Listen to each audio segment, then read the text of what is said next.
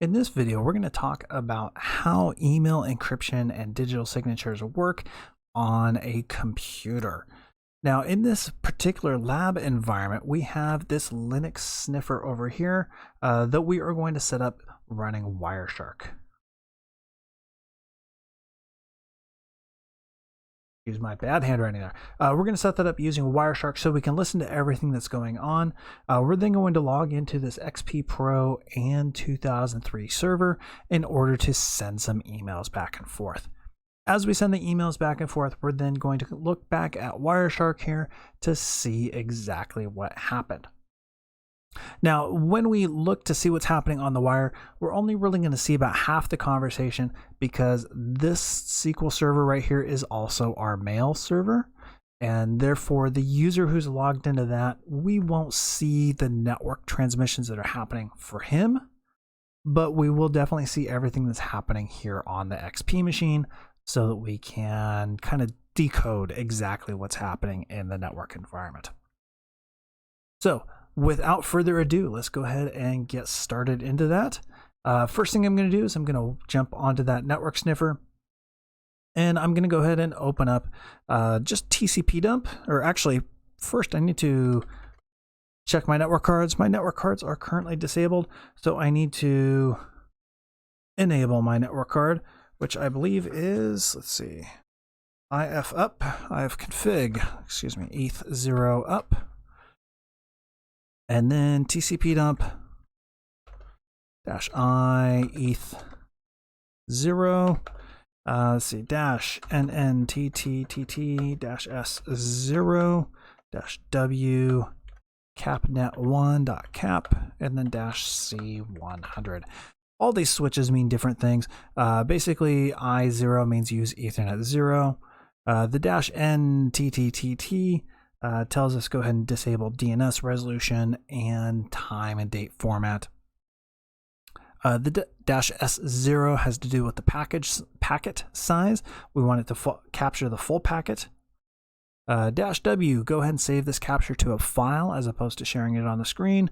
And then -C, split the file up to various sizes if necessary. So I'm going to go ahead and get that started. And first thing we're going to do is we're just going to send some emails back and forth between the machines just to see what's captured. So here I am, I'm on the XP machine, and I'm going to go ahead and open up email. And let's go ahead and create a new email. And I will send this to sperkins at xyzcompany.com. And we'll go ahead and call this just a test email. And this is a regular email message. And we'll send. All right, so I've sent them one email, and I'm going to go ahead and jump on the other machine. Happens to be running the server OS. And let's go ahead and open up the email here. And we can see, yes, the email showed up. Let's go ahead and respond back. Right there. This is not encrypted.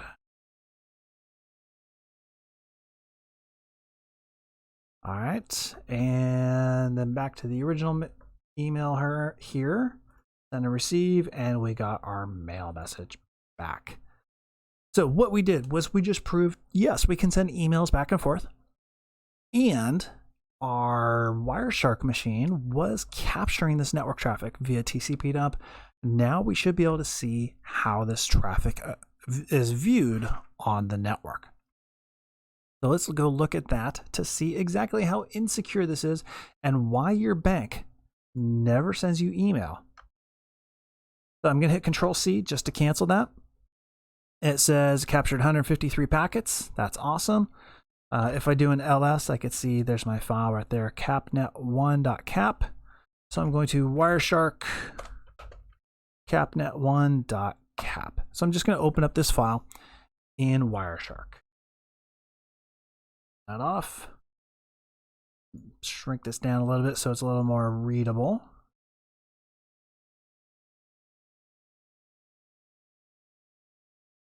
So the first thing I'm going to look at here is the POP. We can see here there's a protocol called POP. POP stands for Post Office Protocol. And I can see R. Miller logging in. Great case of something not being, or something being in plain text.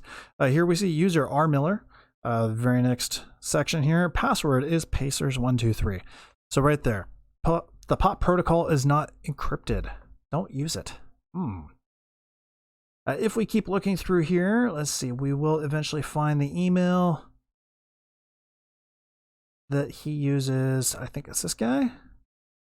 Yes, POP. By the way, POP, Post Office Protocol, that's how the client receives email. So he pulls for the email from the server. So I could see here, in packet number 141, this plus OK. And I can see there's actually a message right here, received from server. I've got a message ID from S. Perkins to R. Miller, subject test email. And if we keep looking through, there we go. This is not encrypted. So I could see the actual content of the email, plain as day, in the packet tracer, or in the packet. Not only that, but I can also see the original message that R. Miller sent to S. Perkins right there. That was part of the original response. So that's POP. POP, again, is where the client receives the message. Additionally, we can also look for SMTP. And we'll see right here is part of the SMTP message from R. Miller to S. Perkins. And let's see, actually, follow TCP stream. That's even better. Here we go. This is a regular email message. And it even shows it in an HTML version. Look at that. So very quickly, we can go ahead and just decode all this information. This is why email is inherently considered insecure. This is why your bank never sends you emails. And why, if you get an email from your bank, you should be really concerned of why are they sending secure information over non-secure medium. Honestly, this is the equivalent of sticking a piece of paper on your door, hoping that you see it when you get home. Yeah, it's really not a good solution. Just because of the fact that it's not encrypted at all. So we'll go ahead and cancel that. And now let's actually start looking at some digital signatures. Digital signatures and encryption. And so we'll go ahead and start another capture here. I'm just going to up arrow to my TCP nub. And this time I'll call this CapNet2, Capture Network 2. And then I'll go back to my XP machine. So here I am, I'm on my XP machine. I'm going to create a new email and I'm going to send it again to, this is not my XP machine. No, wrong machine. Try that over here. Okay. So I'm going to create a new email. Again, I'm going to send it to S. Perkins at xyzcompany.com. And this time I'm going to give a signature or a subject digital signature. And a little message, here is my digital signature. And under tools, I'm going to come up here and I'm going to say digitally sign. Now, what's not included in this process is the actual setting up the digital signatures, creation of them, distributing of them, and so on. That's not included in here. But what is included is just showing how to do this and then what we'll do on the network. So when I said include digital signature, we'll see I now have a little red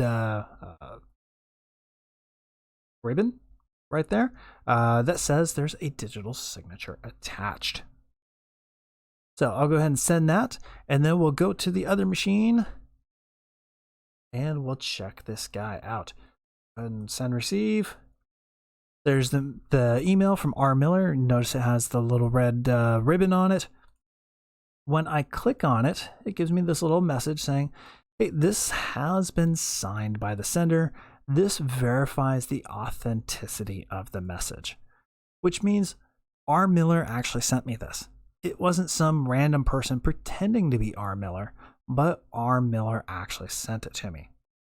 Now, setting up this confirmation of digital signatures is not easy inside of a company where you could control everything, and it's definitely not easy out on the internet. That's why you're not seeing this every single time you get an email. But I'm going to say go ahead and don't show me this again, and continue. So it says, hey, here's my digital signature. I can actually click on the ribbon there. It gives me a little bit of details. They view the certificate, and I can see, oh, hey, this was set up by my company, xyzcompany.com. It was issued to R. Miller. Here's the valid dates, and so on. So I received a message with a digital signature. It doesn't really matter that there's not very much in here. What matters is that it was signed, and I'm sure that it was from R. Miller. By the way, if you have an organization where you get a lot of spam, this might be a good thing to start setting up for your organization so that your accounting department doesn't get random emails, supposedly from the CEO, asking them to send $10,000 or $100,000 to a random bank account. That's pretty common in a lot of organizations, just to get spam suggesting people be transferring money. If the CEO signed all of his messages, and there is a way to have it automatically signed, then those emails would be completely wrong and would be obvious that they weren't from them. All right, so I've gone ahead and I've received my email from R. Miller. I want to respond back, but I want to send him an encrypted message. Now that I have R. Miller's public key down here, I can actually right click on this, say send email. Let's see, let's go ahead and give it a subject. This is an encrypted email. You must decrypt this to read it. And then I'm going to go ahead and encrypt this. So tools, encryption, or tools encrypt. You notice I now have a blue lock icon here, and then send. So from R. Miller to S. Perkins, I sent a signature, and then from S. Perkins back to R. Miller, I sent an encrypted email, which we'll look at here. Let's see, go ahead and receive. Same thing, I can see the little ribbon there is the blue lock. I click on it, it gives me a warning. Hey, this has been encrypted. I'll go ahead and say, don't show me that again. It says, yep, you must decrypt this to read it, which we did.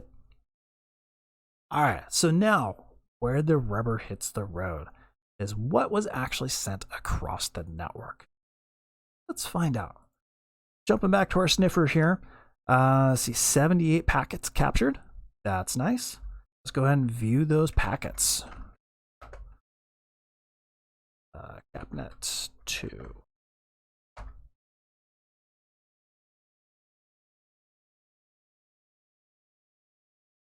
So first off, let's start with the sending of the email, sending of the digital signature. So we'll go ahead and look for SMTP messages. So in the filter, I just typed in SMTP. And we'll see right here is the mail. To be this guy right here. This guy. Go ahead and right click, follow TCP stream. All right. Follow TCP stream, make sure I see the entire handshake, the entire process. And we can see, yeah, okay, we're going ahead, connecting to the server. We're saying who it's from, who it's to. Here's the data. And we get, hey, here up to our signature. And then here we are. Here's the content. Here is my digital signature. And then after that, the part that we don't see because our email program cleaned it out for us is going to be the actual signature, which is this right here. So it looked at the contents of this file. It hashed the file using the private key and then appended that to the end of the email. Once it's been appended, the end user can read that digital signature portion and confirm it with the public key, whether it's valid or not. and then approve or disapprove it. So even with a digital signature, the content is still public, is still easily readable. We saw that the content of the email here, right here. Here is my digital signature. We can see that the content was very easily readable, but at least we knew who it was from. All right, so that was the sending of the email.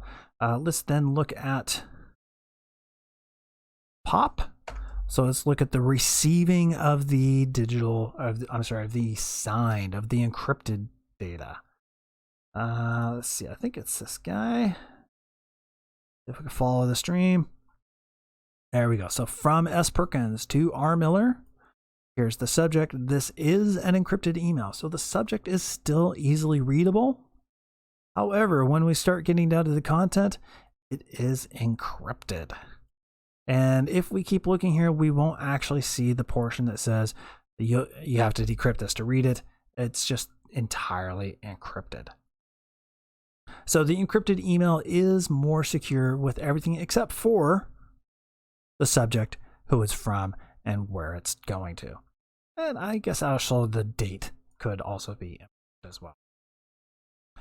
So there you go. Non-encrypted emails, publicly accessible for anybody who's on the network. If you're listening on the wire for regular non-encrypted email, which 99% of the email is, you can go ahead and read that in plain text. Digital signatures does not encrypt anything, but it still validates who the message is from. And then encryption encrypts almost the entire message, all except for the who, from, who to, who from, and the subject line. Is it ideal? No. Ultimately, this is just a really hard process to set up with the email signatures and with the encryption, but can also be a secure way to be able to communicate data. You could set up encrypted email for third-party organizations in your company so that you can send them messages that are encrypted, or so that they can send you encrypted messages, and then you could open and save the content securely. It is, however, such a hassle that this is why the banks never send you messages via email. They may send you a message saying, look in your email, or I'm sorry, look on our website. But they will never actually send you the content, be anything beyond that. All right, so I hope this has been informative for you, and I hope you have fun working forward with this. As far as from a security standpoint, from a hacker's point of view, well, this tells me that as long as somebody's not using encryption or digital signatures, I can easily hack in and send fake emails. However, it also tells me that if they are using digital signatures, that I can't fake that. That's kind of hard for me to be able to fake unless I can get a hold of those keys. From a security engineer standpoint, if I put these keys in place, then my environment is going to be immeasurably more secure. All right, have a good one.